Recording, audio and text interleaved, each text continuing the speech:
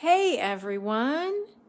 It has been such a long time since I have live streamed something fun from here in my studio. This is Kim Santini waving hi to you. And what you are looking at is an impromptu journaling session setup. I learned that today is the National Crayon Day. And as second I heard that, I had to rush home and get my box of Crayolas out. And all afternoon long, I was thinking about what I could do with crayons to celebrate their day. And so I'm going to bring you a quick journaling lesson based just on that. So let's go over real quickly what I have here. This is my journal. And I have it open to a random page. This book is full of all sorts of other projects and exercises, many of which actually were done as part of the Journal Through It classes that some of you may have done with me. If Journal Through It is new to you, you haven't heard of Journal Through It before, all of the lessons are on my website, KimberlySantini.com. There's a Journal Through It page right there. So I have my journal here, and I'm going to work on this page right here. And then I've also pulled out some crayons because, like I mentioned, it's National Crayon Day. So I just have a standard box of crayons. Doesn't matter. You don't have to have the big box. You can go with, whatever colors you wish. I'm trying to get this to stand open here so that you guys can see it, but I don't think it's gonna work that way. How about if we do this? And then I have a couple of different watercolor trays that I'm going to use. I'm going to use some watercolor later on after I do a little bit of drawing first. So, and I have off camera, well, maybe you can see it over here. I have a glass of water. I have a couple of brushes. I have a really wide brush. This is going to give me a nice wide mark on my page. And I have a skinnier brush too. You know, I'm kind of winging it here, so I don't really know what what sorts of marks I want to make, but I'm laid out here or situated so that I can make a variety of marks. So, hold on, I just want to pull up my laptop here so that I can take a look at, so that I can see comments on the thread and respond to those as I work. So, hello, Linda. So happy to have you here and to be journaling together again. So, I'm just going to grab a crayon and I'm going to start to draw. Now, today I'm going to draw a fox, and that's because I have been working on some fox drawings all day, and they're here in my head. And I'm going to draw the fox from memory. So one of the ways that you can work on drawing from memory is to build up what's called your visual memory banks. And you do that by drawing something over and over again, really getting to know it super well. And one of the things when you draw by memory, it's not so significant that it be perfect. You get a much more expressive, fresh sort of image happening. So I'm just going to start, I'm going to start by drawing the eye. And hopefully you can see this is kind of a light color.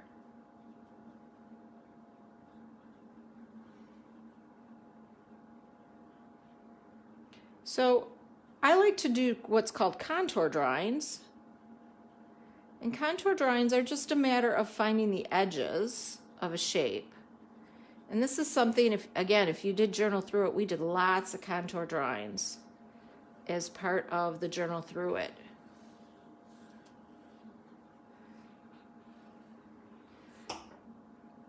So if you can see my fox here, he's not terribly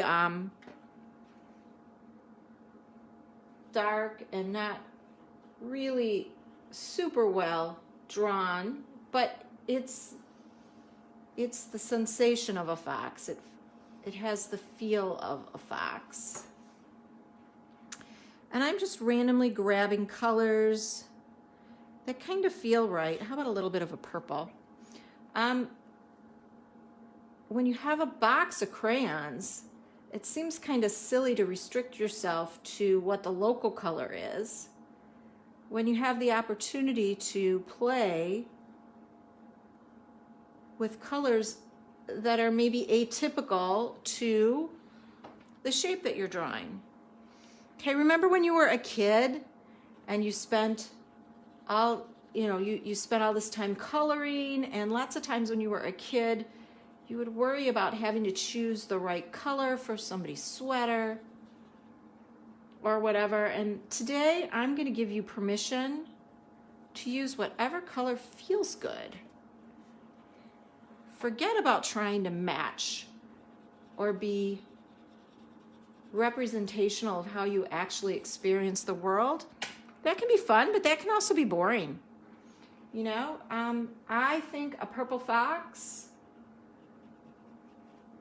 with a blue eye is going to be pretty darn exciting. And I'm not really thinking these colors through much. I'm just kind of grabbing what feels right. So, indulge in the delight and just reaching for what feels good.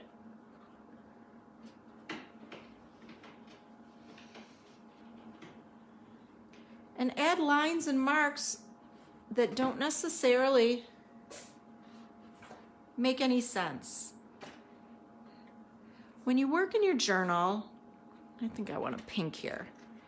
When you work in your journal, one of the beautiful things of doing journal work is that, you don't ever have to show it to anybody. It can be entirely play space.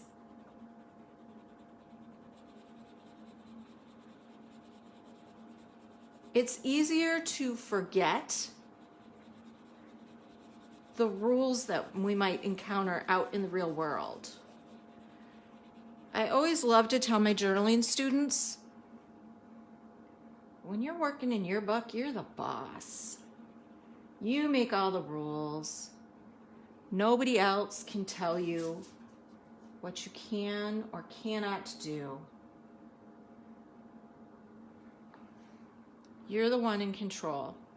And of course, when we're at our easels or our drafting table or, wherever we go to make our artwork, we're also always in control there. But sometimes it's harder to remember that. Sometimes we get so caught up in expectation of what it is that we are supposed to do or what we are supposed to be doing that we forget how much joy there can be, or there can be had in playing. And remember when you were a kid, playing was one of the most fun, playing with art supplies was one of the coolest, wonderful things that you could do. All right, so I have a really quick contour drawing here of a fox that I did from memory. And now what I want to do is add a little bit of color. Or add a little bit of paint, I should say. So let's see. Let me see who has hello, Judy Evans. I'm excited that you are here today. So one of the things that we know about crayons is that they are made out of wax, correct? And wax and water, they pull apart from each other, right? So if I were to try and put paint over top of where the my crayon marks are, the paint is going to get pulled away from the crayon marks, and it's going to sort of pull or go elsewhere because the crayon or the wax in the crayon acts as a resist. So what I'm going to do here, I was going to start with some paint, but I think I need a few more interesting marks here. Now that I'm thinking about the whole resist aspect of the crayon, I want to have some sort of less controlled kind of marks going on. so that my watercolor will be a bit more interesting. So I have some dark, thick, waxy marks with the crayon, and then I have some thinner ones too. Okay. And you know what? Just for surprise's sake, I'm going to use my white crayon, and I'm just going to add some spots or circles. Now, the thing that's so cool about the white crayon is that because it's the same color as the page itself, it's going to give me a really interesting sort of effect once I add paint over it. Okay, so now I'm ready for the paint. I have two different watercolor trays here. They're both glitter, metallic. This one is a metallic watercolor tray. How about if I show you the top of it? It's made by a company called Art Philosophy. And this is a Rubens glitter watercolor tray. This one is like so pretty. But both of these serve different purposes. So these colors are kind of earthier, and they're pretty intense as far as the opacity goes. These colors are lighter, but they have a higher shimmer value. So that's sort of where we're at with these. And what I'm going to do is I'm just going to get this side of the page wet.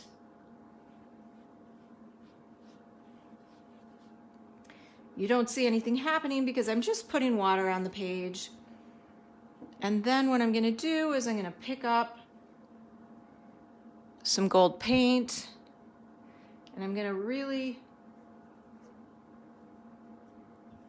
load up some gold paint on my brush here, and I'm going to put it down. It's not quite dense enough. There's a lot of water and very little pigment, so I'm going to go back here and I'm going to load some more pigment up.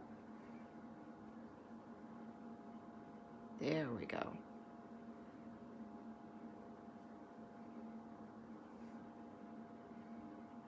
So with watercolor, the thing that's so cool about watercolor, ooh, look at that, is that you can control how dark your marks are going to be by your ratio of watercolor to water, or the paint to the water. So the more water you have in your mixture,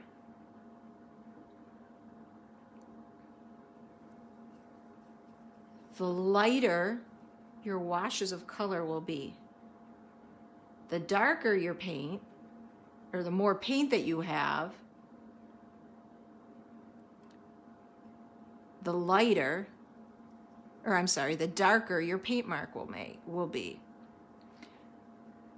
And each type of watercolor, each brand of watercolor, as well as tube watercolors versus pan watercolors, they are going to all have their own unique properties to that balance.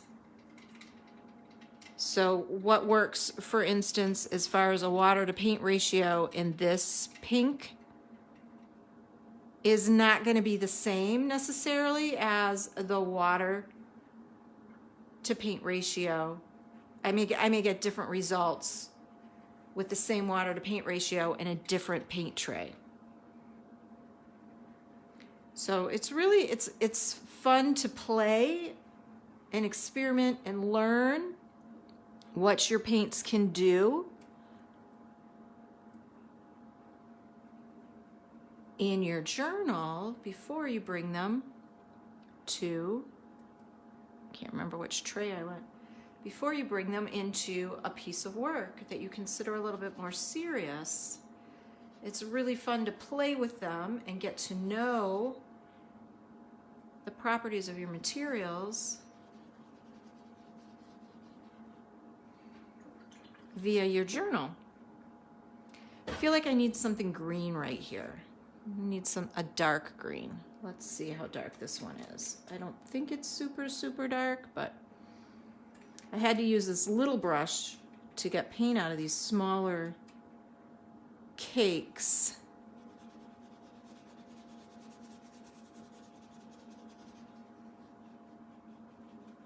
The big brush just wasn't doing it with those smaller cakes. And do you see how much fun these marks become when I put a layer of paint over them? They really pop forward, don't they? Or they change. You can see some sort of white scribbly marks down in there. Those are from the white crayon.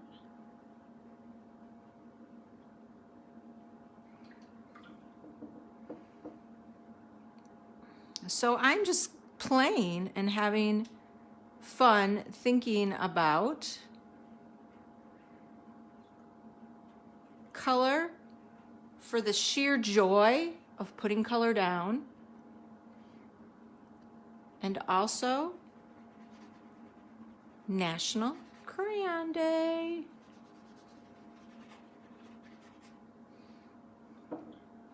So if you're watching this, I challenge you to find a box of crayons and celebrate National Crayon Day yourself with something really fun, like this little fox. Thanks for tuning in, everybody. I'm really, really happy. Felt good to be back journaling with you again. I want to mention that while I am not live streaming journaling lessons to my Facebook page any longer with any sort of regular consistency, I am creating free journaling lessons. You can find them on my YouTube channel, or you could also go to my online classroom space, and I have some free content over there in my online classroom space. And the free journaling lessons are both on my YouTube channel as well as in the free or public space of my online classroom. So my online classroom is on patreon.com, and you can find me there under Kimberly Kelly Santini, or you can find me under Kim Santini at YouTube. So thanks so much for journaling with me today. And when you do this, I would love if you came back and shared a picture of your page inside the video stream so that everybody can see how you celebrated National Crayon Day. Hooray! Okay, have a great day. Thanks for tuning in.